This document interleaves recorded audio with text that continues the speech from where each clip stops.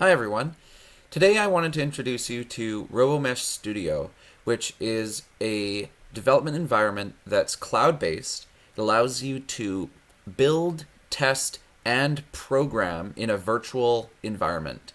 If you're familiar with Robot Virtual Worlds, which was created a long time ago for the Robot C iteration of VEX EDR, it's similar to that. Basically, it allows you to build a completely functional EDR or V5 robot and to actually simulate how it would move in real time. So you have motors, you can control them either manually or you can control them using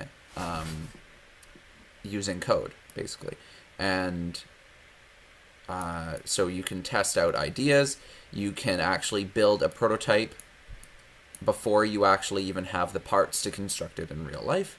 And it allows you to quickly iterate on a design and figure out what might possibly work and then go from there to actually constructing it in real life.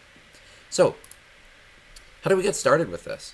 Well, basically, to find RobotMesh Studio, I'll just open up a new tab where I don't have my login information already, and then you go to RobotMesh Studio, you just search for it, and then it's available here.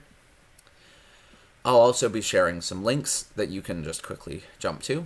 Then the next step is that you can actually start creating right away without any account. But if you want to actually save your work, it's all saved in the cloud. So you are best to actually sign up. So you could press the sign up button, and then you can log in using your Delta Learns account. So just use your Delta Learns email address. Just a date check. I think you have to be like 15 or at least 13 years of age, whichever one should be fine. And then you just create a password. Once you have that figured out, then you should be able to actually log in. So you can type in your information and log in. And from here, you'll actually be able to see the projects that you have. And that is where you can start. You could also start by looking at existing projects, so you can see how other people have put things together.